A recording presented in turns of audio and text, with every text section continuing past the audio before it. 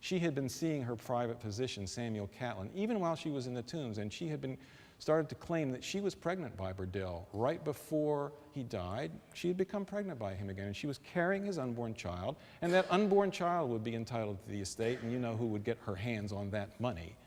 And Emma claimed to be pregnant, okay? Why was she arrested? Well, she was arrested because her private physician, Samuel Catlin, got uncomfortable. When he examined her, he determined very quickly that she was not pregnant. This is a later examination, sometime mid-July, and he got scared. And who did he go to? He went to Dr. David Ewell, who was District Attorney Abram Elegant Oakey Hall's physician also, and he told him, I have a problem. And Dr. Ewell said, you bet you have a problem. You're coming with me to see the district attorney. They read Catlin the Riot Act. He ratted on Emma, and the district attorney, who had lost the murder case and who was desperately seeking revenge against Henry Loren Clinton, devised a sting operation. The district attorney rented lying-in rooms above a lager beer saloon on Elm Street, which is now Elk Street, down by the Circuits Court building. He retained the services of a local druggist to lay in a bed in these lying-in rooms with a sleep cap over his head, faking that he was delivering a baby. Emma was told through Dr. Catlin, who was hired to help out here now on the so-called right side, Emma was told that there was a California widow who was giving birth and who needed to get rid of a baby. A California widow was a woman whose husband had made it out to the goldfields, who had struck it rich. And while he was away, she had had somebody else's baby and needed to get rid of that baby before she joined her husband with all that loot out there. And this was a very common thing, a very common thing.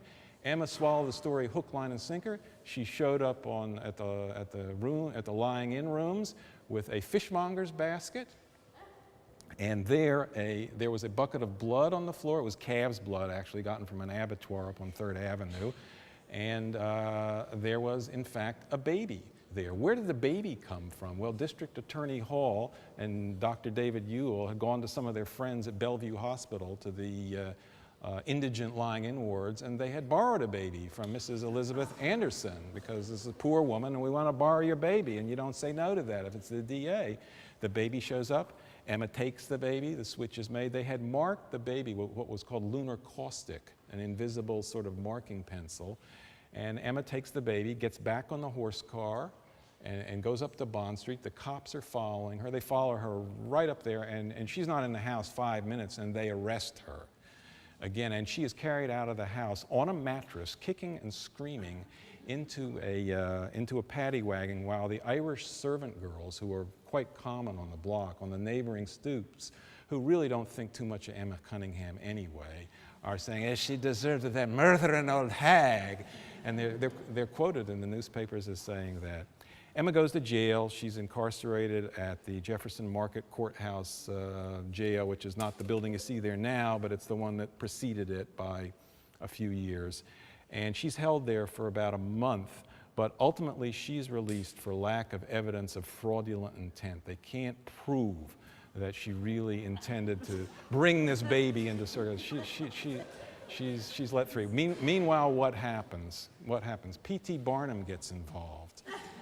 P.T. Barnum, before his circus career came very late in his life, not till the 1870s, and Barnum had a museum on Ann Street, Fulton, the block of Fulton to Ann on the east side of Broadway. And this is where Tom Thumb was brought, Jenny Lind was there, and there was an arcade with all sorts of mysteries of the world and freak shows. And there was also a very large auditorium where Barnum had a constant need for new exhibits. What does Barnum do? And this is in Jeff's book, there's actually an image. Barnum hires the indigent mother, the baby's mother, Mrs. Elizabeth Anderson, to sit on stage with her baby in the swaddling clothes. There's a cardboard cutout of that horrible harridan, that harpy, Mrs.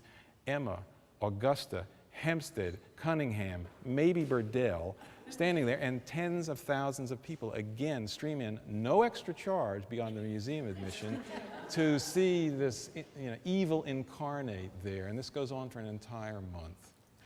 That's pretty much the end of the story with Emma Cunningham. She then finally takes a lesson, and she hides herself out west. And the rest is a much longer story, what happens to her, and what happens to John Eckel, and what happens to the Burdell relatives, and things like that. But perhaps we'll tell a little bit of that on the gravesite, and perhaps I should answer some questions. Okay?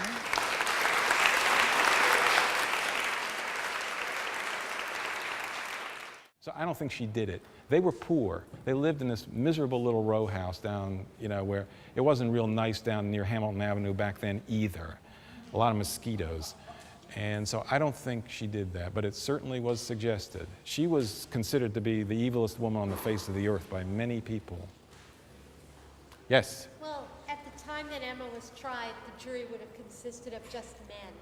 So what do you think was the decisive point in the argument of her attorney that allowed the jury to find her not guilty? I think Henry Loren Clinton did a marvelous job of convincing the jury that the prosecution, he really put the prosecution on trial. This was a victimized woman, and he managed to evoke enough sympathy for Emma Cunningham as a victim of a sexual predator so they didn't believe the district attorney's proof. There was a good bit of proof here. I mean, there was no physical evidence that she did it. There were no fingerprints. They didn't do fingerprints back then, but they didn't find a murder weapon. But this was basically just who was the victim in this crime, and he turned the tide of public opinion. District Attorney Hall tried to prove that she was as evil as Queen Mary of Hungary or whoever it was, and the farce that Coroner Connery conducted at the coroner's inquest was also used against the prosecution, even though it may not have been legally relevant, to just sway public opinion in her direction. Any other questions? Yes? Her 5 children. What happened to her 5 children? You would see notices in Harper's Weekly, in various newspaper reports, that there were sightings both of Emma and various of her children. 1 or 2 of her daughters were rumored and or reported to have married Southern planters, which was everybody's dream in 1858, 1859, wealthy Southern planters. One of the boys, I believe, accompanied her out west. She went out to California in the 1860s. She married a silver miner named William Williams, who also predeceased her. She couldn't get it right. I don't know what happened to the other 2 boys. The records here at Greenwood, which were fascinating, we found some burial records of the Cunningham family plot, because Emma is actually buried in the Cunningham family plot, in her first husband's family plot. She was not originally buried there. She was buried in her niece, Phoebe Morell, who's a Hempstead relative's plot for a few years, and then was, exhumed, and with the consent of the Cunningham family members who were alive in 1891, was put in the Cunningham plot. Some of those Cunningham papers come from Baja California, and I think 1 or more of her sons made it out to Baja. Heaven knows what they were doing out there, but mining was a common way to make a living, ranching, etc. But I've been unable to trace any Cunningham relatives. That's a tough name to do genealogical research on. Burdell's a piece of cake. Cunningham's a disaster. Yes? Is the Cunningham name related to the park in Queens? Not that I know of. Not that I know of. Both, George Cunningham was an alderman. George, the distiller's son, was an alderman, but I don't think so. Yes? Oh, I'm sorry? I will, I could take the time to look this up on my Palm Pilot and etc., but I don't. I think Queen Mary of Hungary was a notorious assassin also. I'm not quite sure about this. Don't quote me on that. But Emma was compared to all these horrible, horrible murderesses in Roman and Greek history and etc., as well as medieval history. Yeah. It's such a prominent trial. Did Tammany Hall have any influence on the trial?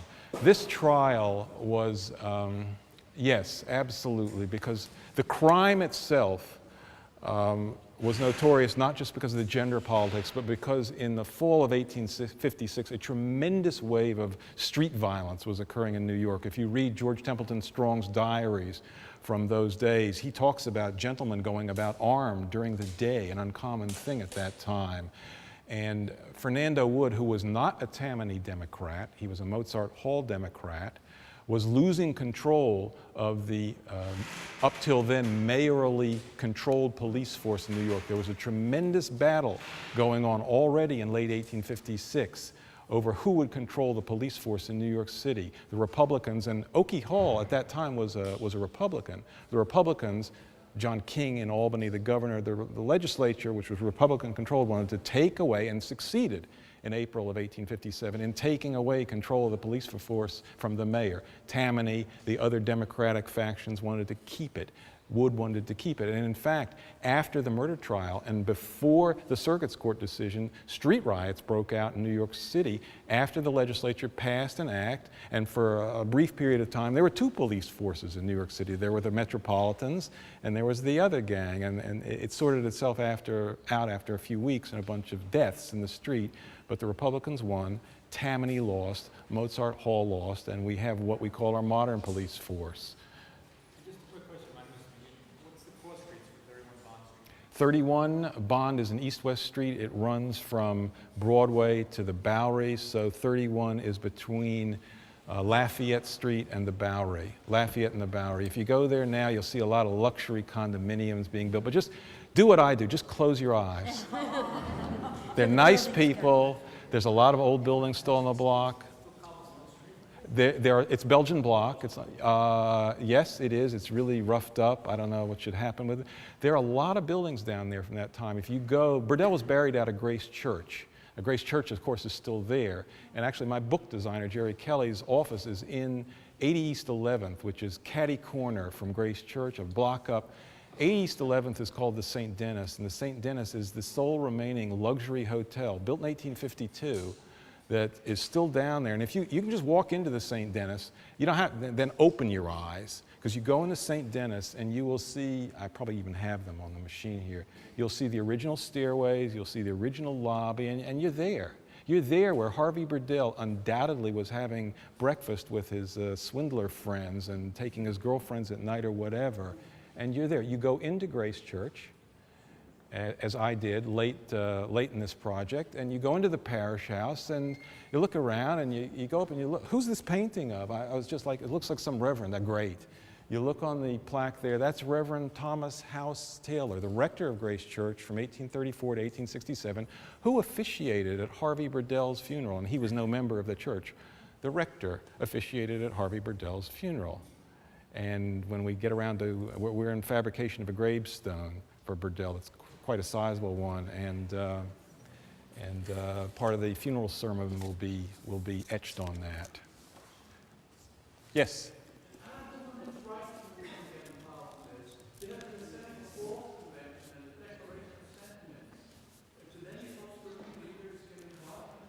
Not that I know of. I don't. If you know, I did not look at feminist publications. I don't. Wide distribution. I think of those things didn't occur. Certainly in the newspapers, in the 8, 10 major New York City newspapers, women didn't write for them. No women wrote for them. Virtually none. I'm really not aware. You know, Emma was not a sympathetic figure, mind you. This was a real tough, aggressive, probably very devious person, and this was a dangerous case to take sides on. She probably did it. She probably did it. I mean, you know, so I have to say no, there wasn't, not that I know of. Yes? The historical research slide, was that for dates of marriage, and what source was that from? And The marriage certificate? Oh, yes, just one second, let me bring it back up. The question is, yes. Your question's about this document? This is an entry from Reverend Uriah Marvine's marriage register, his actual parish notebook in his own handwriting that I found at Gardner Sage Library at Rutgers, the seminary. Yeah, Xeroxed it. You can, getting to these things. It's not that large, actually. It's about this size. It's just very deteriorated paper ledger, and I just found it there by going to NYPL and getting the Works Progress Administration in the late 1930s commissioned a set of research about where church records in New York City were from colonial times to today. And by looking in these books that were published during the Depression, you can find out where things got to. And if you ask the librarians there who really know what happened since 1940, and you better be nice to them, you're going to find out where things have gotten to since 1940. And they're fabulous resources, and that's only through the grace of a genealogy division librarian was I able to find these things. This is a church that was knocked down 100 years ago, at least. Okay, and the last question you said about Tilden. What about the Tilden research? Tilden asked, Samuel J. Tilden's private library from his home at 15 Gramercy Park South formed one of the 3 core collections of New York Public. You said Tilden. Right. When I go to the NYPL, what research? To NYPL, to the Manuscripts and Archives. Tilden research. Manuscripts and Archives Division, get your card and just tell them what you want, and they're all there. But you never specifically request Tilden. You can. You can. Just go ask.